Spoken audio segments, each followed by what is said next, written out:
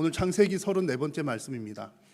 창세기 말씀 가운데 요즘 이렇게 살피고 있는 부분들은 믿음의 족장들에 관한 내용들입니다. 믿음의 족장이라면 아브라함, 이삭, 야곱, 요셉 이야기인데 한참 동안 아브라함 얘기를 이렇게 나누었었고요. 지난번에 이삭이 이제 결혼하는 얘기 좀 했다가 야곱과 에서 얘기 지난주 말씀 좀 이렇게 했습니다. 그랬다 오늘 다시 또 이삭 이야기로 돌아갑니다. 중간에 이제 아브라함, 이삭, 야곱 이렇게 순서가 가야 되는데 중간에 야곱 얘기가 한번 지난번 말씀에 잠깐 꼈습니다. 꼈던 이유는 뭐냐면 하나님께서 하나님의 약속 언약을 어떻게 누구를 통해서 계승해 가시는가를 미리 보여주시는 한 장면이었습니다. 그래서 에서가 아니라 야곱을 하나님 선택을 하셨다. 그 얘기 지난번 말씀을 함께 나누었고요. 오늘은 이제 이삭 이야기 나눕니다. 오늘 나눌 이야기에서는 하나님께서 아브라함에게 주셨던 약속을 이삭에게 또 주시는 내용이 나옵니다. 하나님께서 그 전에 아브라함 얘기하실 때도 약속 얘기를 계속 하셨거든요. 여러 번 반복하셨거든요. 근데 지금 아들 이삭의 때에 또 나옵니다. 또 나온다는 건 뭘까요? 중요하다는 얘기고요. 하나님께서 이렇게 약속을 하시고 약속을 이루시는 신실한 분이심을 보여주시기 위함입니다. 그래서 오늘 이 이삭의 이야기에서도 우리는 하나님의 약속과 그 약속이 이루어지는 과정을 살펴볼 수가 있습니다. 하나님의 약속이라 함은 하나님께서 이삭에게 아브라함에게 주셨던 자손에 대한 약속, 땅에 대한 약속, 뭐 그런 열방에 관한 약속들 등등에 해당되는 내용들입니다. 오늘 이 말씀들을 이제 하나씩 살펴볼 텐데요. 제가 먼저 그림을 몇 장을 준비했습니다. 사진 몇 장 준비했는데 이 사진들의 공통점이 무엇인지를 여러분 한번 생각을 해보십시오. 첫 번째 사진은 마네키네코라고 하는 일본 고양이입니다. 일본 고양이. 그리고 두 번째는 드림캐쳐라고 하는 원래 북미 원주민들이 사용했던 뭐 그런 거래요. 그런 거랍니다. 여러분 감이 잡히십니까? 공통점이 뭔지 아시겠어요? 네. 알듯 말듯. 저는 어차피 잘 안 들리니까 모르겠습니다. 그리고 세 번째 보시면 알 거예요. 이게 뭐죠? 복쇼리. 그러면 이제 대충 복 얘기구나. 그런 아실 거예요. 그리고 네 번째는 유럽 네잎 클로버도 유럽에서 건너온 거랍니다. 요것들의 공통점 뭐냐면요. 이제 복을 불러드린다 그런 의미의 행운, 복을 상징하는 그런 물건들입니다. 이게 각 나라마다 이런 물건들이 다 있더라. 그 얘기를 드리려고 사진을 보여드린 거예요. 나라들마다 이런 물건들 또 혹은 뭐 사람들이 이제 복 받고 싶어 하니까 뭐 이런 물건을 가지고 있거나 어떤 표를 몸에 지니거나 또 뭐 이렇게 복 받고 싶으니까 어떻게 우상을 찾아가서 절을 하거나 또 혹은 뭐 착한 일을 많이 하면 복 받겠지 해서 선행을 행하거나 뭐 등등 방법들을 사용을 합니다. 이제 이렇다는 얘기는 대부분의 나라들, 많은 나라들 시대와 뭐 장소를 불문하고 사람들의 복에 대해서 관심이 많다는 얘기죠. 하나님을 믿는 사람들은 복에 관심이 있으십니까? 없으십니까? 여러분들은요? 예, 다 똑같다는 얘기죠. 그러면 하나님 믿는 사람들은 다른 나라들 보니까 이렇게 뭐 고양이 인형을 문 앞에 가게 앞에 걸어놓고 뭐 한다든지 이렇게 등등 하는데 하나님 믿는 사람들은 복 받기 위해서 무엇을 해야 할까요? 라고 물으면 이제 뭐 여러 가지 답이 그러겠죠. 여러분 하나님을 믿는 사람들은 이 복에 대한 개념이 좀 다릅니다. 접근 방법이 조금 다릅니다. 왜냐하면 이제 이렇게 질문하면 어떤 분들은 이렇게 대답하는 분들도 있습니다. 기도 많이 하면 복을 많이 받겠지요. 라고 생각하기도 하는데 완전히 틀린 말은 아니지만 완전히 맞는 말도 아닙니다. 수정이 필요한 부분이 있습니다. 왜냐하면 하나님 믿는 사람들은 여러분 이미 복을 받은 존재들이기 때문입니다. 여러분 복 받으셨습니까? 어떤 복이요? 하나님께 선택받은 복이 최고 복인 겁니다. 천국 백성 된 것, 천국 시민 된 거가 최고 복이거든요. 그게 가장 큰 복입니다. 그러니 우리는 이미 복을 받았기 때문에 받은 것에 감사하는 거가 1번입니다. 근데 또 성경 보니까 이렇게 선택을 해놓고서 또 계속 복을 주시거든요. 하나님께서 이제 그런 부분들이 있는데 복을 약속을 해주셨는데 믿는 사람들은 그 복을 내가 찾아서 누린다는 그런 의미보다는 하나님께서 내가 너에게 복 줄게라고 약속하신 것을 누리는 입장입니다. 내가 이제 이미 복을 받았고요. 복을 또 받는다 이런 개념보다는 이미 받았고 이미 하나님께서 주시기로 약속한 것을 내가 누리면서 살아간다는 것이 더 정확한 표현입니다. 성도가 복을 받는다라고 한 표현도 나쁜 표현은 아닙니다. 아니지만 복을 누린다라고 한 표현이 좀 더 정확한 표현입니다. 그 이유들을 이제 오늘 말씀 속에서 찾아보려고 합니다. 그래서 오늘 이삭의 이야기를 통해서 정말 성도가 하나님께서 약속하신 복을 누리는 비결이 무엇인지 여러분 잘 한번 발견하는 시간 되시기를 바라고, 정말 하나님께서 여러분들의 인생 가운데 두신 복을 충만하게 누리시는 복 있는 성도님들 되시기를 간절히 소망합니다. 그래서 여러분, 이제 사실은 오늘 이 설교의 결론은요, 너무 쉬운 결론입니다. 여러분들은 이미 결론을 다 알고 있습니다. 성도가 복을 누리는 비결은 뭐 하는 것입니까? 순종, 이렇게 나와 눈치가 있으셔야죠. 다시 해볼게요. 이제 아시겠죠? 자, 여러분, 성도가 하나님께서 예비하신 복을 누리는 방법은, 비결은 무엇 하는 것입니까? 역시 여러분, 믿음이 좋으시죠. 훌륭하십니다. 순종하는 것입니다. 성도는 이미 복을 받은 존재이지만 약속한 복을 누리는 통로가 순종이라고 하는 통로를 통해서 그 복을 누리는 겁니다. 이 얘기는요, 아마 모르시는 분 없으실 거예요. 다 잘 아는 내용인데, 오늘 창세기 말씀을 따라 쭉 가다 보니까 오늘 하필이면 또 이삭 이야기에서 그런 부분이 나오거든요. 그래서 이게 무엇을 근거로 해서 이런 얘기가 나왔나, 내가 어디선가 들은 얘기긴 한데 그 근거가 뭔가, 또 그 원리가 무엇인가를 오늘 이삭 이야기에서 여러분 함께 발견할 수 있기를 바랍니다. 오늘 본문의 배경은요, 상황은 흉년 때의 이야기입니다. 흉년 그러면 옛날에 또 흉년 얘기 한번 있었거든요. 아브람 때에. 그래서 오늘 말씀의 1절에 보시면 아브람 때에 첫 흉년이 들었는데, 흉년은 그때마다 자주 있었을 겁니다. 근데 특별히 그때 큰 흉년이 들었다는 얘기고요. 또 이제 좀 조그마한 것들이 있다가 이삭의 때에도 그때처럼 큰 흉년이 들었다. 그런 상황입니다. 옛날에 아브람 때는 흉년 들었을 때 아브람 어디로 갔죠? 애굽으로 피난을 갔습니다. 우리 동네 먹을 게 없으니까 어디 좀 뭐라도 찾아가야 되니까요. 그렇게 했었었는데, 그러지 말았었어야 될 것을 했는데, 지금 이삭 때에도 흉년이 들어가지고 어쨌든 지금 여기는 좀 어려우니까 어딘가로 옮깁니다. 옮긴 그곳이 어디였느냐면 그랄이라고 하는 땅으로 옮겨갔습니다. 그랄 땅으로 이주를 해서 이제 그곳에서 좀 이제 지내려고 하는 그런 시점입니다.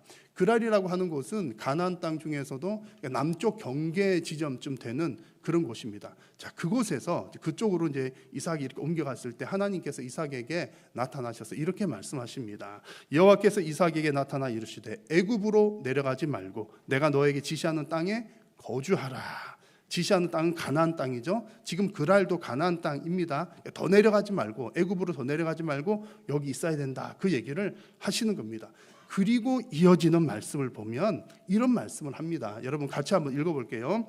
이 땅에 거류하면 내가 너와 함께 있어 내게 복을 주고 내가 이 모든 땅을 너와 내 자손에게 주리라. 아멘. 하나님께서 복에 대한 약속, 땅에 대한 약속, 자손들에게 이런 거 주겠다는 약속을 하십니다. 아브라함에게 했던 약속, 또 한 번 더 이런 내용들이 나오는 겁니다. 근데 이 본문에서 우리는 거류하면이라고 하는 단어를 좀 유심히 봐야 됩니다. 지금 이렇게 성경을 이 내용을 쭉 보시면 여러분 느낌이 어떤 느낌이냐면, 순종에 대한 대가로 복을 받는구나, 이런 느낌이 드실 겁니다. 너가 이렇게 내 말을 잘 들으면 내가 복을 줄 거야. 어떤 거래처럼 보이는 거죠. 너가 나한테 순종 주면 내가 너한테 복을 줄게, 이렇게 보일 수 있습니다. 근데 여기서의 순종은 어떤 거래적인 조건이 아닙니다. 거래적인 조건이 아니라 관계적인 통로입니다. 이제 의미상으로 보면 조건이라고 말할 수도 있습니다. 말할 수 있지만 엄밀하게 따지면 미묘한 차이가 있는 거예요. 그 차이를 어디서 발견할 수 있냐면, 먼저는 거류하면이라고 하는 단어의 뜻에서 알 수 있습니다. 거류하면이라고 하는 말은 우리가 이제 그냥 한글로 볼 때는 조건을 내거는 말처럼 보입니다. 그렇게 보이지만 원어의 의미를 보니까 이 단어는 명령문입니다. 명령문. 그러니까 직역을 해보면 이 구절은 이런 뜻입니다. 너는 이 땅에 머물라. 내가 너와 함께 할 것이다. 내가 너에게 복을 줄 것이다. 이렇게 말씀을 하는 겁니다. 근데 사실 결국에는 또 비슷비슷하게 들려요. 결국에는 머물라. 그러면 너한테 이거 줄게. 그러니까 결국은 의미상으로는 조건이라는 말도 맞습니다만 이제 미묘한 차이가 있다는 거예요. 어떤 차이가 있냐면 이것을 조건이다라고 생각을 하면 이삭 쪽에서의 선택의 여지가 있는 겁니다. 그러니까 하나님께서 만약에 이것을 조건적인 내용으로 얘기를 하셨다 그러면 이삭아 너가 있잖아. 여기 있어도 되고 그냥 네가 하고 싶은 대로 가도 되는데 너가 있으면 내가 너에게 복을 줄게. 이렇게 말씀하셨다면 이것은 조건입니다. 조건인 거예요. 만약에 그렇게 하면 이제 조건인 것이고 그러나 반면에 그러나 하나님께서 그렇게 말씀하신 것이 아니라 넌 이 땅에 머물라 명령을 하셨다는 이야기입니다. 그러면 결국에는 그걸 명령하신 거나 조건을 한 거나 그래도 비슷하게 보이는데요. 무슨 차이가 있습니까? 라고 할 때에 아주 중요한 차이점은 이런 부분들이 있습니다. 조건에 순종하는 것은 이게 조건이 있어서 내가 순종했다. 그런 것은 나 중심적인 신앙이 됩니다.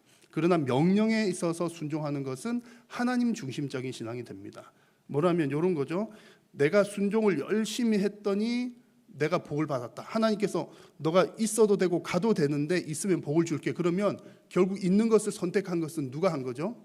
내가 선택했으니까 복 받은 주체는 누가 잘해서 복 받은 겁니까? 내가 잘해서 복 받았다 이렇게 되는 거예요. 그러니까 선택이다 이렇게 생각을 하면 내가 복 받을 거 선택을 잘했으니까 복 받았지 이렇게 이제 되는 겁니다. 그러나 오늘 본문에 있어서는 적어도 하나님께서는 그렇게 말씀하지 않는다는 겁니다. 내 공로로 복을 받는 게 아니라 너가 명령에 순종해서 그 자리에 머무르면 그 결과로 너에게 복을 준다라고 하는 겁니다. 말씀에 순종했더니 그 결과로 복이라는 거죠. 근데 그러나 저러나 복 받은 거니까 목사님 그래도 아리송소한데 그래도 똑같은 것 아닌가요? 그러나 여러분 또 큰 차이가 있습니다. 복을 받고 누리는 것 결국에는 복을 받는 거지만 이것을 하나님의 은혜라고 고백하느냐 내 노력이라고 생각하느냐는 또 다른 큰 차이를 가져옵니다. 왜냐하면 이런 내용이죠. 하나님께서 가장 싫어하시는 것 중에 하나가 교만한 겁니다. 교만. 하나님은 교만한 자를 물리치신다고 그러셨습니다. 근데 내가 아무리 복을 많이 받고 이렇게 했어도 내가 잘해서 복을 받았어. 그리고 교만한 마음이 들면 그렇게 많이 받았던 복이 어느 날 하루아침에라도 다 하나님께서 거두어 가시면 다 날아갈 수가 있다는 얘기입니다. 그러니 우리는 복을 누리는 그 순간에도 이 복이 내가 선택을 잘해서 받은 복이 아니라 하나님의 은혜로 순종했더니 그 결과로 자연스럽게 따라온 것입니다. 하나님의 은혜입니다라고 고백하는 것이 반드시 필요한 일입니다. 그래서 결국 오늘 이삭이 하나님 말씀에 순종해서 복을 누리는 것은 순종에 대한 대가라기보다는 순종에 따른 결과인 것입니다. 여러분, 제가 이제 이 말을 이상하게 들릴지 모르지만, 여러분 복을 많이 받기 위한 조건으로 순종을 하거나, 복을 많이 받기 위한 조건으로 기도를 많이 하거나 그러지 마십시오. 그 목사가 이런 얘기하니까 이상하잖아요. 순종하지 마십시오, 기도하지 마십시오. 조금 이상하게 들릴 수 있는데 이게 내가 어떤 나의 공로를 위한 순종, 공로를 위한 기도라면 좀 전에 말씀드렸던 것처럼 여러 가지 문제들이 나올 수 있습니다. 그래서 우리는 그저 하나님이 말씀하시니까 그저 순종하겠습니다. 순종했더니 그 결과로 받는 복, 그런 복들을 여러분 풍성하게 누리시기를 바랍니다. 하나님의 말씀에 순종함으로 풍성한 복을 누리는 우리 모두가 될 수 있기를 간절히 소망합니다. 여러분, 이렇게 해서 하나님께서 주시는 복을, 예비하신 복을 누리는 것에 있어서는 중요한 특징들이 좀 있습니다. 오늘 본문에서 두 가지 특징을 발견할 수 있는데요. 하나님께서 누리게 하시는 복은 성도의 전공 분야를 뛰어넘습니다.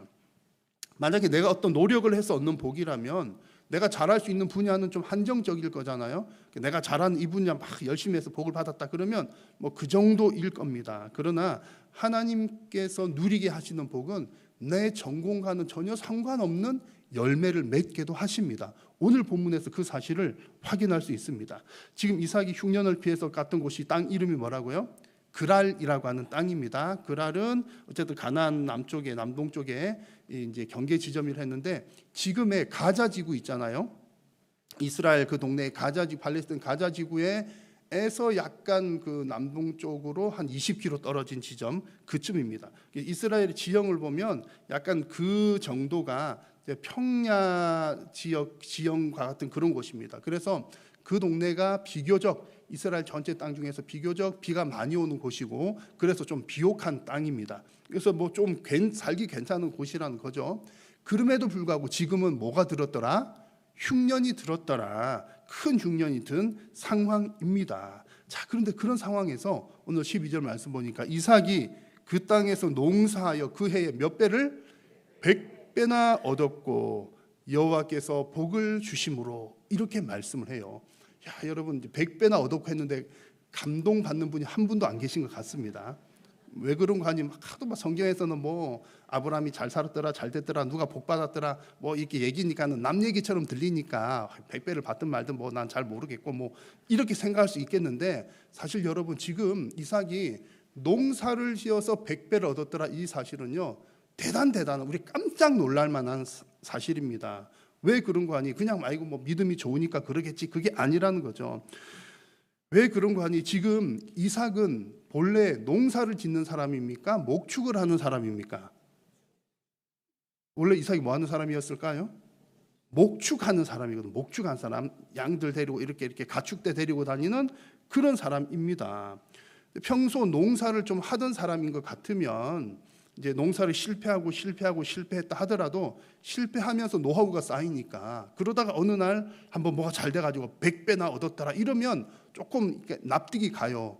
한 10번 실패하더니 11번째 성공을 했구나 이렇게 이해를 할 만한데 지금 이삭의 경우는 전혀 그런 상황이 아닌 겁니다. 농사 짓던 사람이 아니고 목축하던 사람이에요. 그것도 자기가 늘 있던 그 땅이 아니라 어디서 이렇게 피해서 뭐 이렇게 어려운 상황을 옮겨 오다가 지금 피난 온 곳에서 농사를 어떻게 지었는데 100배를 얻었더라 그런 겁니다. 그러니까 사실 대단한 기적이 일어난 상황인 겁니다. 모든 조건들이 열악한 상황 가운데 일어난 놀라운 결실이었다는 거죠.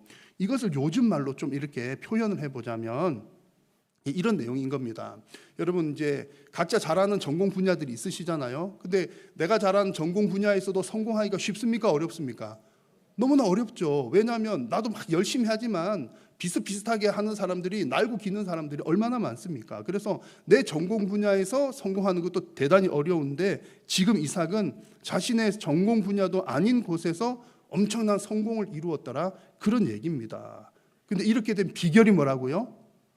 심플합니다. 이 비결이 뭐라고요? 오늘 말씀 핵심 키워드 이삭이 뭐 했길래? 하나님 순종했길래 하나님께서 약속하신 것에 대한 순종의 결과인 겁니다. 약속을 다시 한번 아까 보셨던 말씀 보시면 너가 이 땅에 거류하면 내가 너와 함께 있어서 너에게 복을 줄 거다 하셨던 약속이 지금 이루어지는 장면인 겁니다. 여러분 하나님께서 우리에게 주시는 복 특별히 순종의 결과로 주시는 복은 나의 재능이나 나의 능력을 훨씬 초월합니다. 이 사실을요 우리 모두가 잘 이렇게 받아야 되겠지만 특별히 자녀들을 양육하는 우리 부모님들께서는 이 말씀을 더 깊이 잘 새기시기를 바랍니다. 우리 부모들이 자녀를 기를 때 자녀 잘 기르는 1등 부모님들이 어떤 부모님들이냐면 자녀들의 재능을 잘 발굴하고 얘가 뭐 잘하나. 그러니까 조금 이제 나쁜 부모들은요 애 하기 싫은 억지로 시키는 부모님들은 나쁜 부모님들이에요. 공부하기 싫은데 공부를 시킨다거나 아니 이런 말을 하면 되지. 그건 공부는 해야죠. 여튼 이제 애 잘하는 것 못하는 것도 상관없이 그냥 막 하려고 하는 것은 조금 이제 2등 부모. 그래도 부모를 자식을 사랑하니까 그렇게 하니까 그래도 그런 거고 자녀가 잘하는 게 뭔지를 잘 살펴서 해주는 부모는 1등 부모예요. 1등 부모입니다. 재능을 잘 찾으니까. 자 그런데 오늘 말씀을 보니까 그것보다 더 잘하는 부모가 될 수 있는 길이 나오는 거예요. 더 잘하는 부모는 뭐냐면 자녀들에게 너의 재능을 찾아주고 너 재능을 발굴시키고 그것을 훈련시키는 것보다 더 잘하는 특등 부모는 뭐냐면 자녀를 하나님의 말씀에 순종하도록 훈련시키는 부모입니다.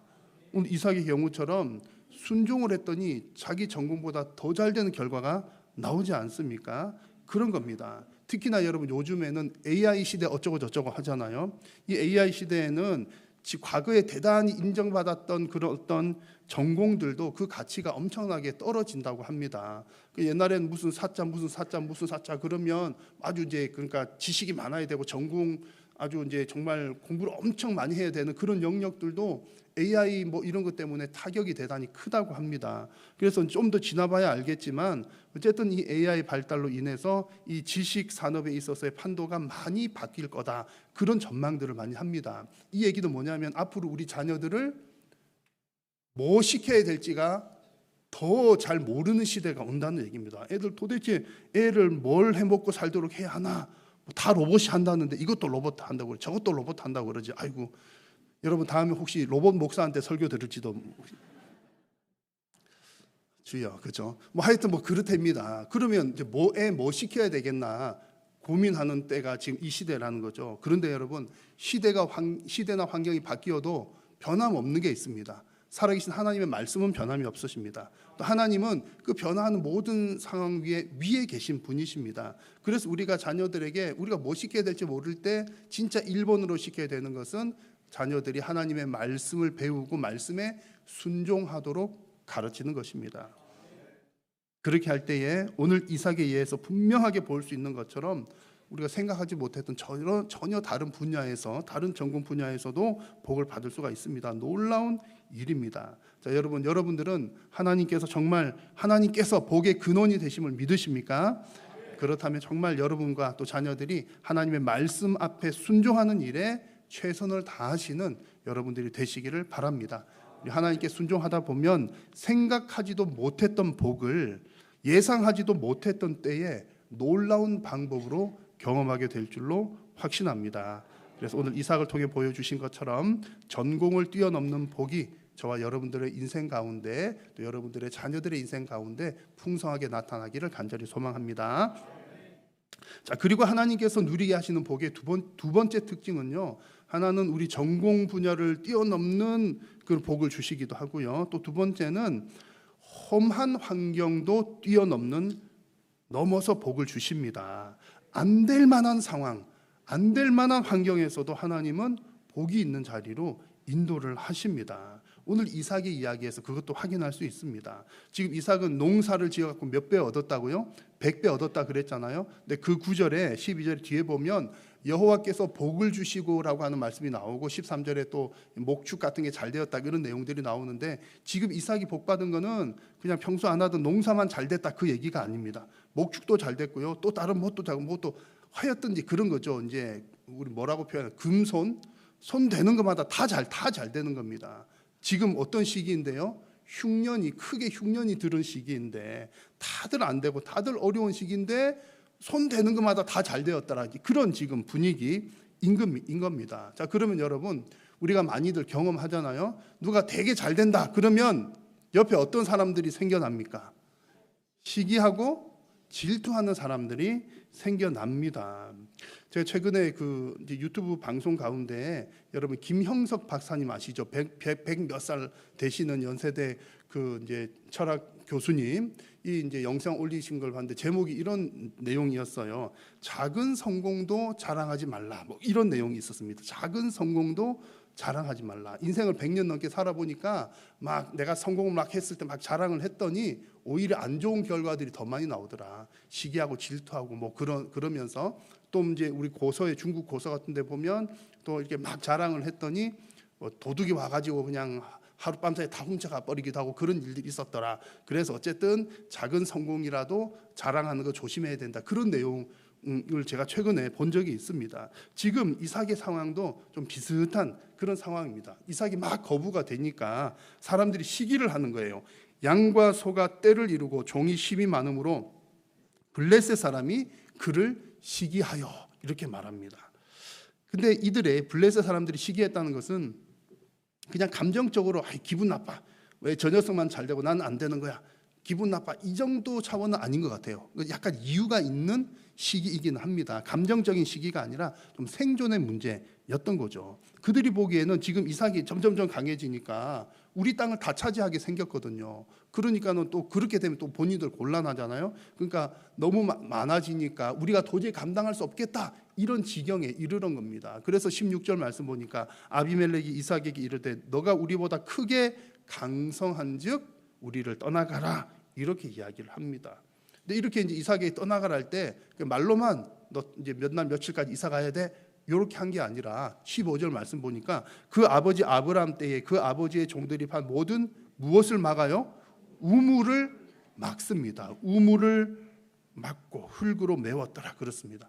우물을 막았다는 게 어떤 의미냐면 이 고대 이 당시에는 좀 우물이라고 하는 것은 땅의 소유를 결정짓는 중요한 표지였다고 합니다. 내가 이 우물 파가지고 그러면 내가 이동 여기에 사는 여기는 내 구역이 되는 거죠. 그래서 여기는 내가 지금 거주하는 곳이다. 이런 표식이 된다는 겁니다. 그런데 이제 그 아버지 때 아브라함이 팠던 우물을 메웠다. 그 얘기는 뭡니까? 더 이상 아브라함이고 누구 간에 아브라함과 좋은 관계였고 막 그랬으니까 그때는 그랬지만 지금은 아브라함이고 누구고 지금 안 된다. 떠나가라. 여기서 더 이상 못 산다라고 하는 것을 행동으로 완전하게 보여준 겁니다. 그래서 이삭은 이제 그곳을 떠나게 됩니다. 그것을 떠나가지고 이제 그럼 어디 가서 사나 정착할 곳을 찾는 거죠. 그래서 이제 가는 곳마다 물이 필요하니까 우물을 팝니다. 근데 우물을 팠더니 또 동네 사람들이 와가지고 막 이렇게 다툽니다. 못 파게 해요. 정착을 못하게 하는 거죠. 그러면 또 이삭이 또 밀려나고 또 내가 우물을 또 팠더니 또 사람들이 우르르 와가지고 당신 여기 살면 안 돼. 소문 다 들었어. 뭐 그래가지고 또 이제 밀려나고 그런 상황들이 반복이 되는 겁니다. 자, 근데 이쯤에서 보면 조금 이해가 안 되는 내용이 하나가 있습니다. 여러분 지금 이삭이 부자라고 그랬잖아요. 부자이면 여러분 한번 생각해 보십시오. 여러분들이 엄청 지금 부자신데 누가 여러분들에게 뭐 이렇게 지금 사는 집에서 이사 가시오 그러면 그래 잘 있어라 나는 간다 그러겠습니까? 아니면 내가 돈 좀 더 줄 테니 살게 해주시오 그러겠습니까? 살기 좋은 곳에 산다면 어떤 느낌인지 아시겠죠? 내가 지금 되게 돈이 많아요. 내 여기서 살려고 하는데 못 살게 떠나가라 그런단 말이죠. 그러면 가라 그런다고 안녕히 계십시오 하고 떠날 게 아니라 나는 너무 살고 싶으면 거래를 할 것 같습니다. 그러지 말고 우리 한번 계산 한번 해봅시다. 살도록 해주면 내가 얼마를 한 달에 얼마씩 내가 돈을 내겠습니다. 그렇게 거래를 할 만하잖아요. 그럴 만한 상황입니다. 그렇지 않으면 이때는 막 워낙 싸움을 많이 하던 때니까 아니면 이제 종들이 많으니까 한번 버틴 게 보든가 우리 한판 해보자. 도저히 난 못 떠난다. 여기 아니면 살 데가 없다. 뭐 그러는지 이삭이 그럴 만한 사실은 뭐 조건이나 어떤 그게 되는 상황이거든요. 근데 전혀 그렇게 하지 않습니다. 그저 밀려나가고 또 밀려나갑니다. 자기 자신이 스스로 노력해서 어떤 자리를 얻으려고 하는 모습이 없다는 얘기입니다. 마치 하나님께서 허락하실 때를 기다리는 듯한 모습입니다. 그래서 결국 그런 곳을 만납니다. 하나님께서 허락하신 곳을 만납니다. 22절 말씀 여러분 같이 한번 읽어볼게요. 이삭이 거기서 옮겨 다른 우물을 팠더니 그들이 다투지 아니하였으므로 그 이름을 르호봇이라 하여 이르되 이제는 우리가 여기서 우리를 위하여 넓게 하셨으니 이 땅에서 우리가 번성하리로다 하였더라. 아멘. 밀려나갔는데 오히려 더 큰 넓은 장소를 짠 하고 만나게 된 겁니다. 근데 이때 이삭이 어떻게 고백을 해요? 여호와께서 우리를 위하여 넓게 하셨다. 이런 고백을 합니다. 내가 스스로 이 넓은 곳을 찾아서 드디어 내가 찾았다. 이렇게 고백한 것이 아니라 밀려나갈 때 밀려나고 쫓겨나고 계속 그렇게 하다가 결국에는 여호와께서 나를 이곳으로 인도하셨다. 차지하게 하셨다. 그러니 지금 이렇게 고백하는 것을 보니까 지금까지 밀려나갔던 것 그때에 본인 스스로가 힘쓰지 않았던 것이 하나님께서 허락해 주실 거야. 이때를 기다렸던 것으로 볼 수 있는 겁니다. 이삭은 그래서 이곳 이름을 르호봇이라고 짓습니다. 르호봇은 넓게 펼쳐진 곳이라는 뜻입니다. 쫓겨나는 상황이었고 계속해서 밀려나가는 상황이었지만 하나님께서 더 좋은 곳, 더 넓은 곳을 허락해 주셨습니다. 여러분 이 말씀을 꼭 기억하십시오. 하나님의 백성은 자신의 복을 스스로 쟁취하는 사람이 아니라 하나님께서 허락하신 복을 누리는 사람입니다. 그러면 성도가 할 일은 뭡니까? 복은 하나님께서 누리게 하시고 허락한 것을 누리게 하시는 거면 성도가 할 일은 뭐라고요? 순종하는 것. 오늘 설교는 사실 초등부 수준이잖아요. 순종해야 된다. 이것은 뭐 유치부 때부터 여러분 들어오셨던 얘기 아니겠습니까? 그런데 오늘 이삭의 이야기를 통해서 우리가 확인하고 또 확인을 하는 겁니다. 오직 하나님께 순종하는 일입니다. 하나님께 순종하며 살아갈 때 하나님께서는 열악한 환경 가운데서도 길이 열리지 않고 다툼이 많이 일어나고 방해하는 그런 환경들이 있을지라도 반드시 넓은 곳으로 복을 허락해 주십니다. 그래서 혹 여러분 인생 가운데 이렇게 열악한 환경 종종 만나는 때가 있을지 모르겠습니다. 그런 일이 없기를 바라지만 그런 환경 가운데 처하게 된다 하더라도 오늘 이 말씀을 듣고 꼭 이 말씀대로 실천을 해 보시기를 바랍니다. 열악한 환경이 처해졌을 때 뭐 기도도 해야 되죠. 하나님 제발 좀 여기서 꺼내 주십시오. 뭐 어떻게 해 주십시오. 이런 기도도 해야 되지만 동시에 오늘 말씀에서 발견하는 중요한 원리는요. 해 주시는 것은 하나님 해 주시니 우리가 할 일은 뭐요? 순종하는 것. 이 상황 가운데서 하나님께서 나에게 어떤 순종을 원하시는가? 하나님의 뜻이 무엇인가? 무엇에 순종하기를 기대하시는가를 찾고 그렇게 순종함으로 하나님께서 예비하신 복을 누리는 모든 심령들이 될 수 있기를 간절히 소망합니다. 그래서 오늘은 이렇게 성도가 복을 누리는 비결이라는 제목으로 함께 말씀을 나누었습니다. 우리 성도들이 하나님께 하나님 복 좀 주십시오 이렇게 기도하는 것도 나쁜 기도는 아닙니다. 그렇게 기도하는 것도 대단히 큰 믿음이에요. 왜냐하면 복을 주시는 분은 하나님이신 줄로 믿고 구하는 거기 때문에 잘하는 겁니다. 그런데 오늘 말씀을 보니까 더 성숙하고 우리가 조금 더 나아가야 될 중요한 그 방법은 그 모든 상황 가운데 하나님의 뜻을 묻고 하나님 내가 어떻게 순종하게 하면 되겠습니까? 뜻을 묻고 하나님의 뜻에 순종하는 것입니다. 여러분 복은 내가 노력해서 얻는 것이 아니라 순종할 때 누리는 것이라는 사실을 다시 한번 기억하시면서 말씀에 순종하는 일에 더욱더 열심을 내는 우리 모든 심령 되기를 간절히 소망합니다.